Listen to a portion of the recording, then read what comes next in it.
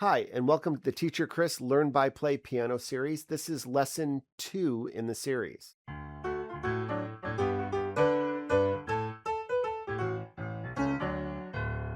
So you've had an entire week with Merrily We Roll Along, and you probably have it memorized. You can play it with your eyes closed. It's pretty easy to play for you now. You may have even looked ahead and checked out the next few pages just to see what was going to happen next and even try out a few of the things there. Totally fine if you want to look ahead in the book. I actually encourage all of my students to try to look ahead and figure out the next piece. So this week, what we're going to be playing is Handbells and then also Jolly Old St. Nicholas. But then the third piece after that one is Old MacDonald. And there's a few complex things on that page, but for the most part, it's just fingerings. So if you want to try to figure that one out this week, by all means, try to figure it out. You'll just have a little bit of a leg up on the following lesson. So let's go ahead and turn to page 12 and 13. It's Handbells, and this is a 2-page piece. Let's check it out here. And you can see on page 12, we have that blue box that I told you to look out for. Now this one is a little bit different than reading a rhythm. So we've learned how to hold things for 1 count and 2 counts and 4 counts. We've also learned how to play in tempo, but we haven't talked about whether to play loud or soft. Now, the thing is that we have much more dynamic markings than just these two, but these are a great start. We have piano, which means soft, and we have forte, which means loud. And you'll see the P, and that P just is for piano if you see it in the music. So on the first page here, you can see that we have piano for the first 2 measures. And then when we get to the third and the fourth measure on this page, which is where it says ding, dong, it's the bells ringing there. That's forte, and that's supposed to be loud. It's indicated with that F there. Go to the next page here, and it goes back to piano, playing softly for the next 2 measures. And then the last 2 measures of the piece, we have forte. The thing is that they did it to us again. I honestly feel like the thing on the second page here I'm about to point out should also be a blue box. It's really, really important. And that's the 2 dots at the end of the piece here, right next to the double bar line. So those 2 dots there mean repeat the entire piece. It means go back to the very beginning and you play the piece one more time. You don't continuously repeat it and repeat it and repeat it. You only play it through twice. But that symbol right there actually means to bounce back to the beginning and then play it through again. Now, my piano teacher had me imagine when I was a little kid that those were 2 of those super, they were the rubber bouncy balls, and they were bouncing up against the wall and bouncing back to the beginning of the piece. Now, I always remembered it after that. So when you get to the very end here, you just bounce back to the beginning and you play it one more time through. So let's go ahead and play through it with just the finger numbers. We're not going to worry about what the half notes are doing or what the quarter notes are doing. We're not going to even play forte or piano, loud or soft. We're just going to play through it. I'll say the finger numbers. You go ahead and try it with me, and let's see if we can get through all of the finger numbers first. Okay, so first of all, the hand position is fingers 2, 3, and 4 on a set of 3 black keys, and 2, 3, and 4 on another set of 3 black keys. And I would go as middle of the piano as you can get, right in the center of the piano. Let's start with the left hand here, and it starts with 2, which is the pointer finger. 2, 3, 4, 3, 2, 3, 4, and then you're supposed to play 2, and then you jump down to 4, 2, 4, and we go to the next page here, and now we're in the right hand. It starts with the pointer finger, finger number 2 again. We have 2, 3, 4, 3, 2, 3, 4. Then we have 2, then we have 4, and then we have a whole note 2, And then we're going to repeat it. So we'll go back to the beginning and then start it all over again, playing it through. Let's not worry about that right now. So let's go ahead and try the rhythms now, and let's go ahead and try playing piano and forte as well. All you have to do is try to play a little bit softer and then play a little bit louder when you see P for piano and then F for forte. Okay, start off softly here.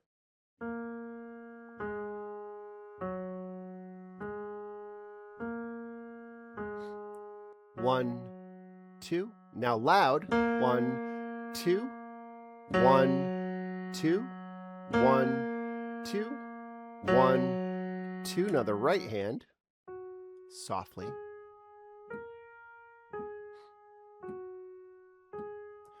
1, 2. Now loud. 1, 2. 1, 2. 1, 2, 3, 4. Repeat now softly.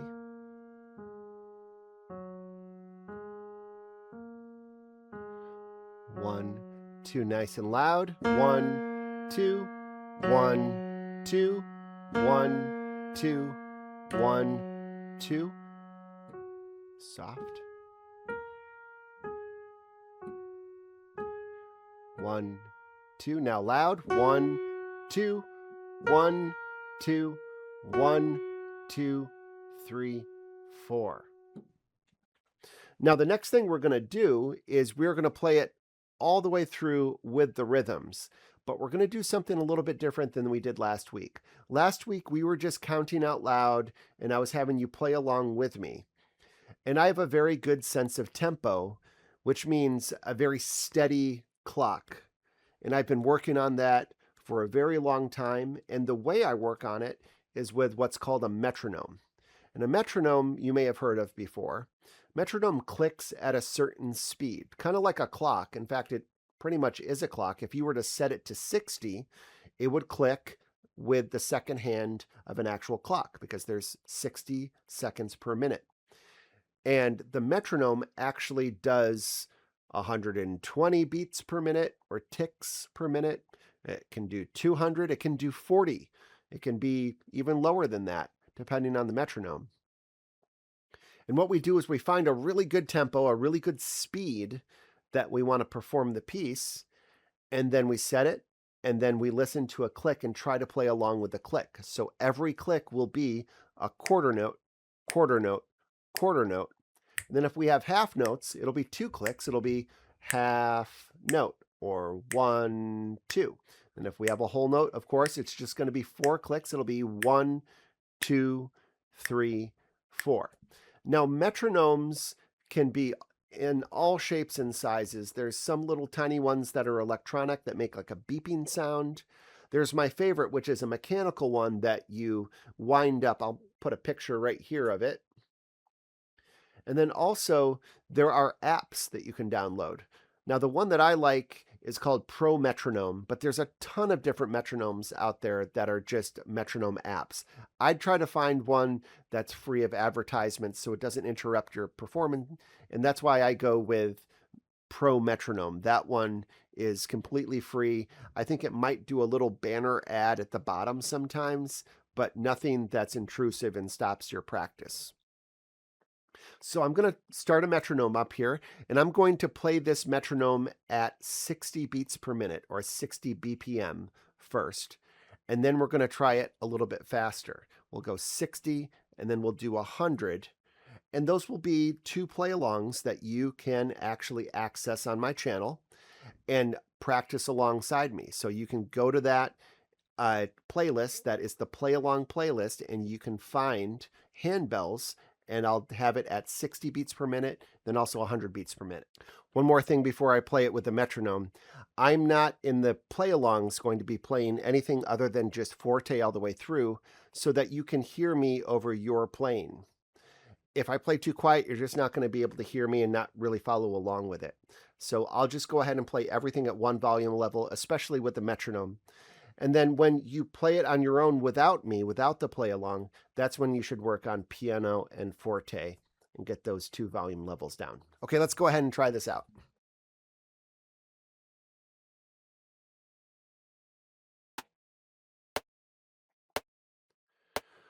1, 2, ready, play.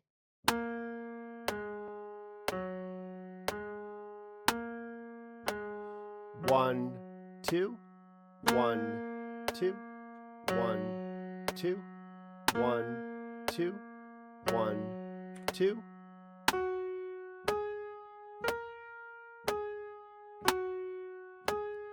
1, 2, 1, 2, 1, 2, 1, 2, 3, 4. Repeat.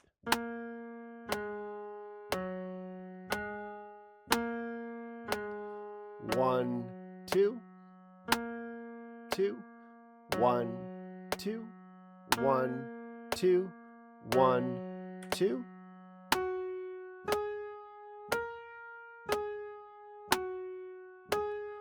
1, 2, 1, 2, 1, 2, 1, 2, 3, 4.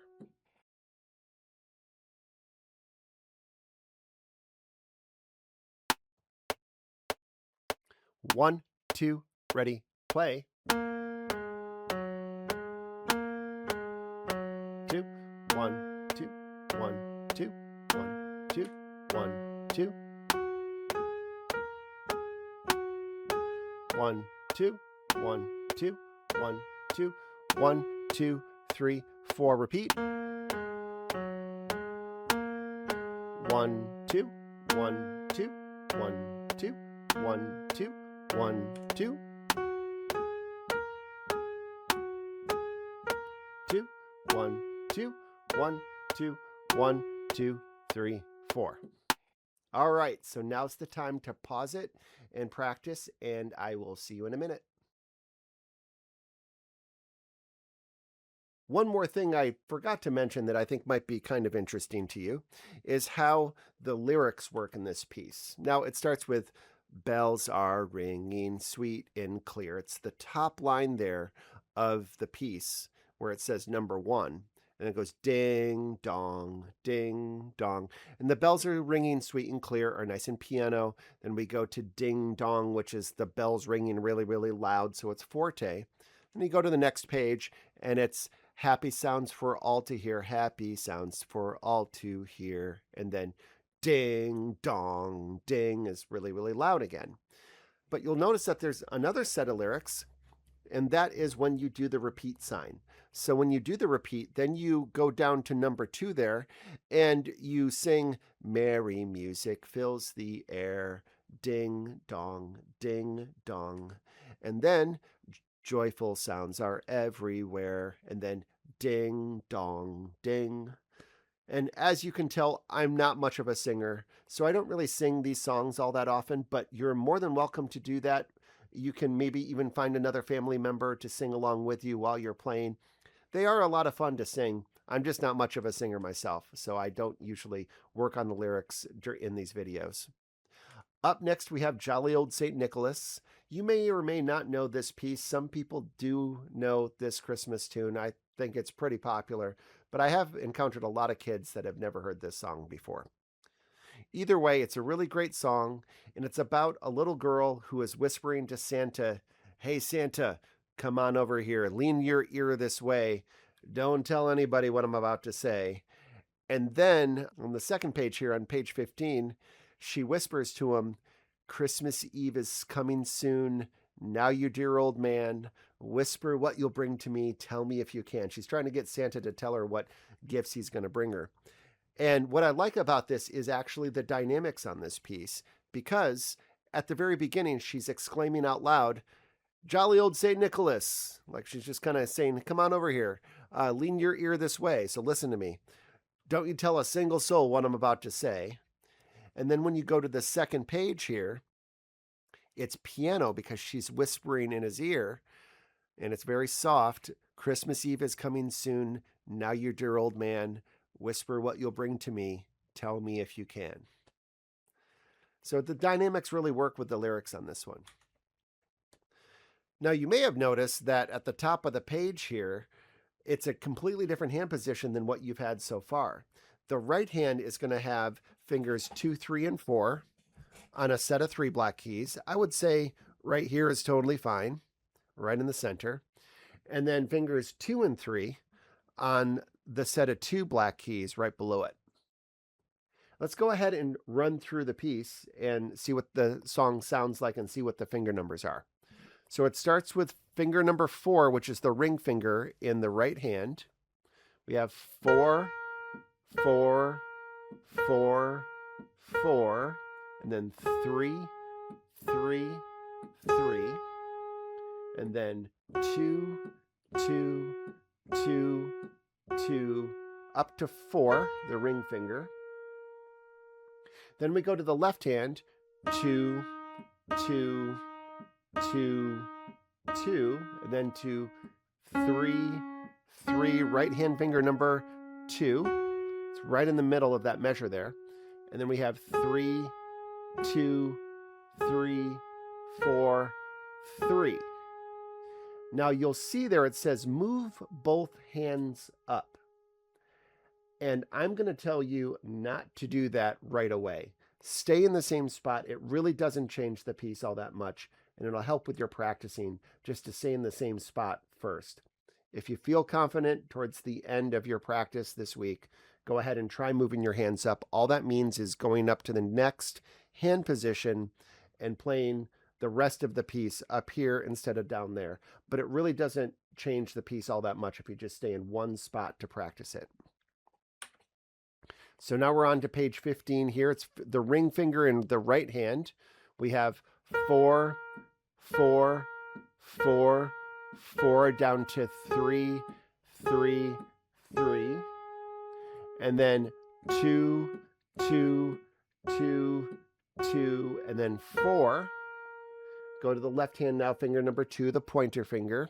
We have 2, 2, 2, 2, 3, 3, right hand 2, and then 3, 2, 3, 4, down to 2 again.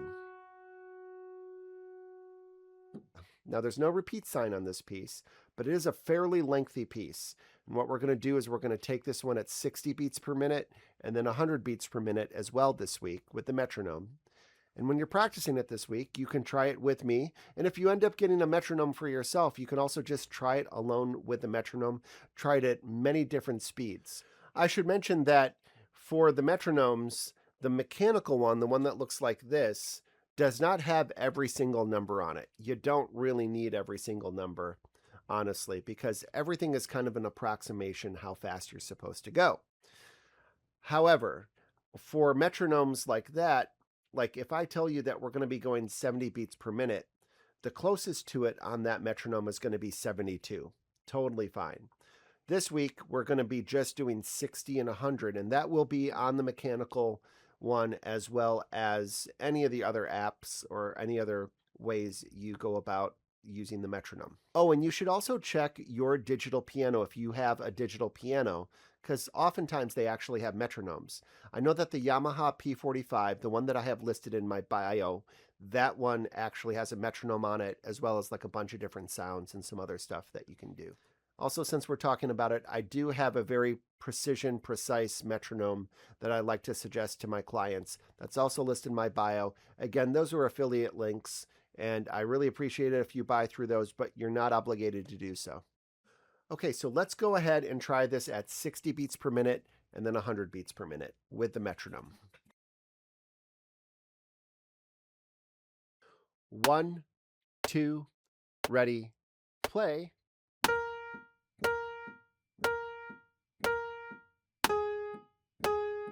1, 2. 1, 2, 3, 4. Left hand.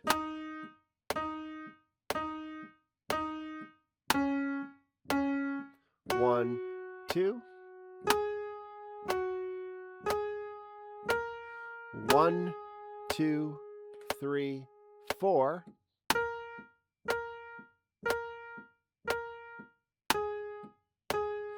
1, 2. 1, 2, 3, 4, left hand.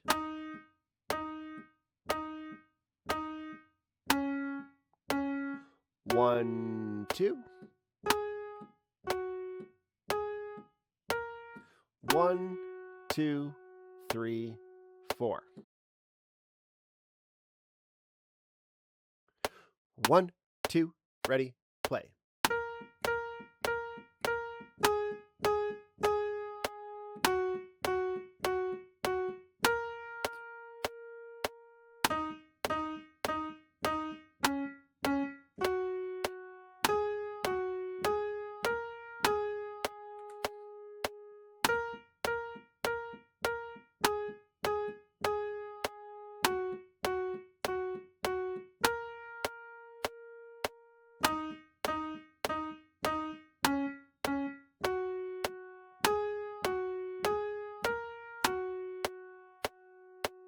You may have noticed that I did not count any on the second run through on the faster tempo.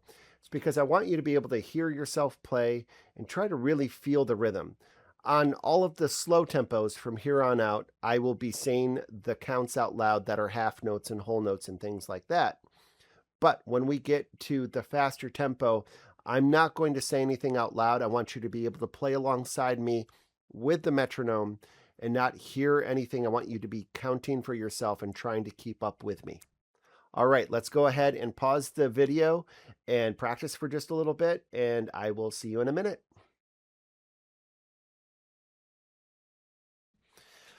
Okay, how did it go? That one's a big piece. It's a much larger piece than what we've been doing. It's really long and may take you a little while to really get it down. One thing that you can do for practice, though, is to not just play it from the first measure all the way to the last measure. You can say to yourself, you know what, today I'm just going to work on the first page of Jolly Old St. Nick and not even worry about the second page. Maybe I'll do that tomorrow or the next day, but that first page I really need to get down. Then you go to the second page, when we're ready to do that, and you practice just that one for a little bit. It's good to break up your practice, but always at the end of your practice, whatever you were working on, you should try playing the piece all the way through, even if you are playing through something that you really didn't practice that day. Okay, go ahead and get out your assignment pads and let's go ahead and write down your assignment. Your first assignment this week is going to be on page 12 and page 13. It's called handbells. And this week you're going to be working on getting this with the metronome at 60 beats per minute and 100 beats per minute. Now it's up to you if you do it with me or you just turn on your own metronome and practice with the metronome alone. But that's one of the things that you have to get down on this piece to be able to pass it and move ahead. Now the other thing that you have to do is start to work on piano and forte. You may want to practice that without the metronome. Just practice your hand at playing softly and then also playing loudly. Moving ahead to page 14 and 15, that's Jolly Old St. Nicholas. And this piece you're also going to practice at 60 beats per minute and 100 beats per minute. And again, you also want to work on your piano and your forte in this piece. One other thing you may want to try is moving your hands up to the next hand position right when you get done with page 14 and moving on to page 15. But again, that's not a requirement that I'm giving you. It sounds great just on its own in the same spot. You're not really learning all that much by moving your hands up one hand position. As I said before, Old MacDonald is there if you want to start looking at it. If you get done with the other two pieces and you're curious, go ahead and try out some of it. One thing I can warn you about is that on page 17, you definitely have to read the instructions there to understand how to play this part of the piece. And it doesn't entirely sound like the quack, quack here, quack, quack there, here a quack, there a quack, everywhere a quack, quack that's everybody is used to. They've kind of made it a little easier to play, which is a little less notes than normally you would be playing in that part of the piece. So good job this week. The fact that you practiced for an entire week on Merrily We Roll Along and then started your second lesson up and started on this one means that you're really going for it and you're really trying to learn the piano. And I'm pretty proud of you for that one. That's a pretty big accomplishment to get to your second lesson and do your second lesson like that. You'll have a couple of cool things to look forward to for lesson 3. We have Old MacDonald that is going to be finger numbers again, but there's a few cool things that we get to do with that piece to make it really interesting to play. You get to play all over the piano. And then you're going to start to learn the white keys next week as well. And the white keys are going to be all letter names, and we're going to figure out what all those letters are and how to play them. So you have that to look forward to. So again, great job this week. Really proud of you. Keep practicing. Try for 5 days this week, and I'll see you next week. Take care.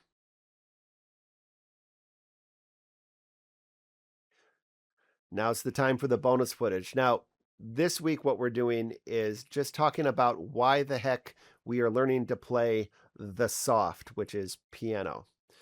Well, actually, the word is pianoforte, all one word. And the thing that you're actually learning, the instrument that you're learning right now, is called the pianoforte. That's its full name. In Italian, pianoforte means soft and loud.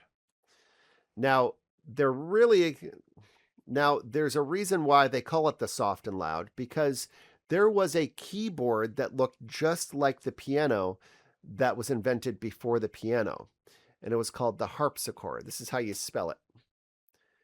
And I encourage you to check out some harpsichord pieces, maybe look some stuff up on YouTube, see if you can find some harpsichord recordings. They sound really, really cool. So a harpsichord kind of looked like a piano. It had the same keys and everything. Oftentimes they were a little boxier in different shapes and sizes, and they were very ornate. I'll put a few pictures up here while I'm telling you about the harpsichord. They're really, really pretty instruments. And the inside, how they got that sound was, instead of a hammer coming up and hitting the strings and the strings vibrating, there was this thing, this mechanism that had a little quill on the end of it. That quill would pluck the string and make this kind of an electric kind of sounding sound. And what was bad about that was that the harpsichord couldn't play loud or soft. No matter how hard you hit it or how softly you hit it, it's pretty much the same exact volume level no matter what. So this guy named Bartolomeo Cristofori, which is similar to my name is Cristoforo. He was an inventor and an innovator, and he kind of innovated the harpsichord by changing the mechanism on the inside to be this soft hammer that would come up and hit the strings, and would hit them hard or it hit them very softly. And he invented the pianoforte. Now, the pianoforte just means soft and loud. And everybody was super excited because they now had this thing kind of like a harpsichord, but instead of it just playing one volume level, it was able to play both soft and loud. So what did they call it? They called it the soft and loud, or the pianoforte. And on really old music, you'll actually see, instead of just piano on the top of a page of music, it'll say pianoforte or for the pianoforte, indicating that that music was written for the piano or the pianoforte. So over time, we got a little bit lazy and we just shortened it from pianoforte to piano.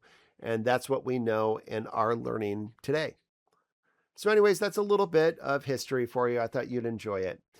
So have a wonderful week of practice. Again, I'm really, really proud of you, and I'll see you next week. Take care.